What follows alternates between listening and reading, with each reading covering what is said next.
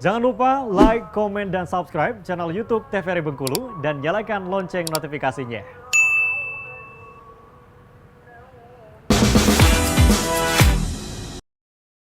Seni budaya kita, alat musik kita ini sudah go internasional. Seluruh dunia mudah-mudahan kedepannya semua orang akan tahu akan Dol yang ada di Bengkulu ini ya. Yang tadi Bang Ferry sudah cerita bahwa dari era tahun 99 terus juga 2000-an sudah mulai go internasional nih. Beliau juga pernah main juga ke Singapura, terus juga ke provinsi lain yang ada di Indonesia ini. Nah, kita balik lagi cerita nih Bang Ferry. Ya. Kalau kendalanya pada saat di luar negeri, ini kan Dol ini harus bunyi nyaring, mungkin juga harus dipanaskan. Nah, kalau di luar negeri, bagaimana itu Bang Ferry? Nggak mesti sih, kalau cuman untuk sekarang ini Dol lebih intinya ke perawatan Dol sendiri.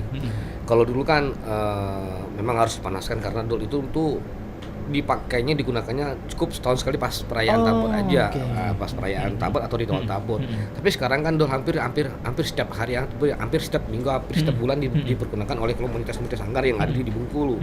Jadi tekniknya kalau untuk Dol biar nyaring seperti itu kemanapun itu, pada cuaca apapun itu, intinya perawatan. Perawatan gimana kita merawat Dol itu biar tetap seperti itu. Yang pertama yang harus kita lakukan, ini ilmu yang punya sih pengrajin sebenarnya sih, pengrajin. Ya dia yang cerita juga ke kita. Jadi dari proses awal itu kulit yang kita siapkan itu memang harus dulu kan kulit itu bisa didapatkan saat lebaran haji, kurban. Itu kan mereka beli atau mereka seperti apa saya kurang tahu. Dulu itu memang dibentang atau dijemur, memang benar-benar regang kayak itu, benar-benar dibentang keras gitu. Jadi dijemur dengan benar-benar kering. Nah, itu prosesnya itu terus sampai ke pembuatan Dol. Dol itu dibuat dengan kulit yang memang bagus, kualitasnya seperti itu. Nah, jadi untuk perawatan Dol sendiri itu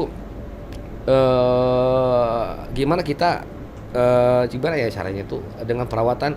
Intinya Dol itu jangan dihimpit dengan barang-barang yang lain. Dol memang dirawat, ditaruh di tempat yang seperti itu. Jangan ditimpa atau dihimpit dengan barang-barang yang lain. Kalau itu sering dilakukan, akhirnya kulitnya jadi kendor. Itu tadi. Terus nggak perlu dijemur. Justru nggak perlu dipanaskan. Kalau dulu kan dipanaskan, akhirnya kulit itu kan masak. Lama-lama jadi masak, akhirnya jadi mati. Gitu kan kulitnya nggak bisa bunyinya nggak bisa bagus lagi. Tapi sekarang kalau kita sudah pakai Dol, kalau saran dari pengrajin sendiri, kalau sudah dipakai digunakan, itu Dolnya bagusnya dibasahkan lagi dengan air yang menggunakan kain yang dibasahkan, kita lap kayak gitu. Cukup yang anginkan, dan akhirnya mereka Dol itu sendiri akan kembali seperti biasa, bunyinya nggak bakal berubah. Jadi justru itu bahkan di ruangan AC seperti ini, bunyinya makin keras, makin nyaring kayak gitu. Apalagi di cuaca panas, apalagi di cuaca yang dingin, hujan. Ini kejadian pernah saya nampil, saya itu di Kementerian di Kemenpar, kita ikut acara itu. Saat kita tampil hujan lebat. Outdoor, main di luar. Di luar.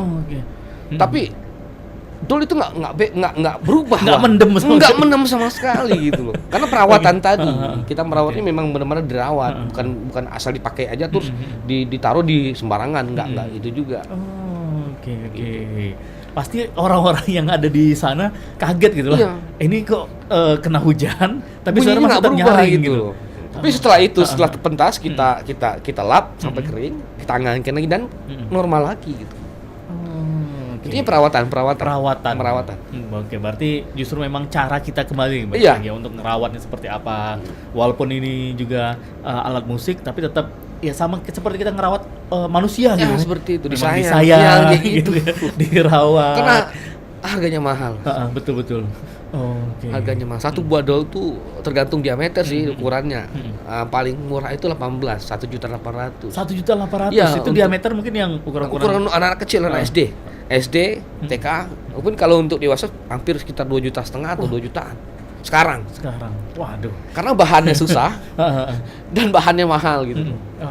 Nah kalau dari Dol sendiri Bang Ferry, ini kan juga ada mungkin juga pemirsa yang sekarang nonton via live di YouTube channel TVRI Bengkulu yang bukan orang Bengkulu nih bertanya-tanya Dol, mungkin dia tahu bisa searching di Google nih, betul Dol seperti ini dari kulit sapi gitu. Ya. Nah, kalau proses pembuatannya ini gimana nih Bang Ferry? Yang setahu Bang Setahu Ferry? saya sih kalau dulu pernah ikut juga mencari membuat doll itu sendiri. Pernah dulu kita dulu bikin sanggar, dulu kita cari doll sendiri, cari bahannya sendiri, terus membuatnya sendiri, doll itu sendiri. Jadi ya sedikit tahulah dari bahan itu dari bongkol kelapa. Bongkol kelapa artinya dari bagian kelapa, batang kelapa yang bagian bawahnya itu. Bawah yang akar dalamnya. Dalamnya itu. itu, nah, itu digali, akhirnya dibersihkan, dibuatlah bentuknya seperti kayak gini, opal kayak gini, seperti inilah kalau nggak salah. Terus dilubangi, terus dijemur dulu, dijemur. Bukan kelapa yang bisa diambil dulu tuh kisaran umurnya tuh sekitar 15 tahun sampai 15 tahun ke atas lah. Oke, mungkin mahal juga karena harus beli satu batang kelapa. Ya, tergantung karena kalau mau diambil bongkolnya Ya, saja. tapi kalau ada yang lagi rezeki ada yang ambil aja lah gitu kan. Karena mungkin takut ngalangin kalau roboh rumahnya, betul. timah rumahnya. Di akhirnya kan ada yang ngasih aja gitu. Nah, itu dicari itu. Udah cari yang kualitas yang memang bagus, yang udah tua lah bahasa. Kalau 10 tahun, 15 tahun ke bawah itu kurang bagus untuk bongkol bahan batu kelapanya itu kan, bahan kelapa, bawah kelapa itu, doll itu sendiri. Nah, jadi itu harus dijemur mungkin sampai air yang di dalam bongkol kelapa itu kering. Setelah kering, baru mereka mencari kulit sapi. Harus kulit sapi. Kalau kulit kambing tipis, Oh, kulit kambing gampang tipis. Oke. pecah, sobek kayak gitu kan. Kulit sapi dibuat. Nah, semakin akhirnya jadi sebuah doll kayak gitu. Oh, oke. Kalau prosesnya berarti cukup lama, berarti Lama. karena kan bongkol itu harus dijemur dulu. Dijemur Bang, ya? dulu. Tapi sekarang udah pengrajinnya udah stok sendiri, udah punya stok sendiri do bongkol-bongkol kelapa itu kan. Nah, punya stok sendiri ketika ada pemesanan mereka tinggal buat. Oke, jadi tidak begitu ada orderan tidak harus cari dulu bongkol kelapa, sudah nyetok sendiri. Nah, stok sendiri. Memang ada bagian-bagiannya yang bagian kelompok cari ke bongkol kelapa ada itu. Akhirnya mereka stok ke pengrajin, mereka jual pengrajin yang buat doll. Kalau ketika ada pemesanan doll baru mereka buat. Ya. Oke, seperti itu ya, Mirsa. Nah, kalau untuk ini sendiri Bang Ferry, ceritanya untuk dari musik dollnya sendiri. Ya. Ini kan kalau yang tadi Bang Ferry ceritakan dasar itu ada tamatam, Swena, Sweri. 3 itu yang menjadi pondasi lah bisa kita bilang. Nah, kalau sekarang kan banyak yang dikreasikan Betul. gitu. Nah, perjalanan kreasi ini sendiri gimana, Pak? Ataukah memang ada patternnya khusus? Oh, tidak boleh melenceng dari 3 pondasi ini, atau boleh tidak melibatkan 3 pondasi ini, atau seperti apa nih Bang Ferry kalau untuk di musik doll sendiri? Kalau cerita era-era dulu itu cuma 3 pukulan yang dipergunakan untuk lomba. Jadi pukulan dasar dengan menggunakan tasa atau buaya dan suling. Oke. Itu dulu. Nah, seiring perkembangan zaman, dengan di pola-pola pukulan 3 dasar ini dikembangkanlah ke bentuk pola-pola pukul baru. Yang akhirnya mereka berkreativitas menciptakan pukulan baru dari dasar pukulan tadi. Pukulan dasar yang ada yang ada di doll. Nah, tapi sekarang seiring perkembangan zaman, doll juga dikreasikan dengan alat musik modern seperti gitar, bass, keyboard, bahkan drum. Nah, itu. Tapi sebenarnya nggak jadi masalah ketika kita tergantung eventnya juga lah. Tergantung eventnya juga, kita ikut apa, musik bentuknya perkusi mungkin bisa bebas. Tapi kalau konteksnya musik doll, paling enggak dasar pukulan itu memang ada yang harus dimunculkan salah satunya. Mungkin kita bisa nggarap dari salah satu pukulan meradai atau swena, atau mantam, atau lego, atau bentuk-bentuk pengembangan lain yang kita angkat dari pukulan tradisi itu sendiri. Oh, oke. Nah, kalau dari 3 pukulan ini, kalau kita masukkan ke ritual tabot atau ke budaya tabot ini, dia ada fungsi khusus nggak? Misalnya seperti tamatam ini difungsikan mungkin pada saat malam duduk penja atau seperti apa nih kalau yang setahu Iya, hampir sama. Kalau untuk meradai itu kalau biasa itu kalau nggak salah itu melambangkan kesedihan, mungkin dengan pukulan meradai. Mungkin di saat mereka mengambil tanah itu mungkin perjalanan mereka dari tempat ke tempat ritual itu dengan pukulan meradai. Gitu. Kalau tamatam itu biasanya pukul kegembiraan dengan tempo yang cepat gitu loh. bentuk kegembiraan itu biasanya digunakan saat menjara, saat-saat ritual-ritual cuci penja atau ritual-ritual yang lain Oke, gitu. yang biasa kita lihat nih ada di Gergamana, ada gitu. yang dari Gergamana betandang gitu. Itu menjara namanya. Menjara. Itu dua pukulan yang digugunakan bukan lego dan mata-mata. Karena itu memang luapan kegembiraan. Terus bentuk gagahnya gimana ya gitu dari pukulan Sweri tadi itu. Oh, oke. Berarti memang dari jenis pukul ini memang ada tempat-tempat khusus atau momen-momen khusus yang digunakan, Bang ya. Kalau nggak salah kalau di ritual seperti itu. Oh, oke. Tapi kalau untuk bentuk kreasi, silahkan aja, sah-sah aja kita mau gambarkannya seperti apa dalam konteks festival musik apa gitu. Gitu aja. Oh, oke. Seperti itu nih pemirsa. Nah, jadi untuk mungkin pemirsa juga yang sudah ada yang tahu atau juga ada yang belum tahu tentang musik dol itu seperti apa. Nah, itu dia tadi untuk fondasi awalnya dari musik dol itu ya dari Meradai, Tamatam, Swena sama juga Sweri. Dan seiring perkembangan waktu sudah mulai dikreasikan, bahkan juga digabungkan sama musik modern. Iya, sekarang udah mulai ke situ, arahnya ke situ. Oke, gitar, terus juga bahkan Keyboard. juga.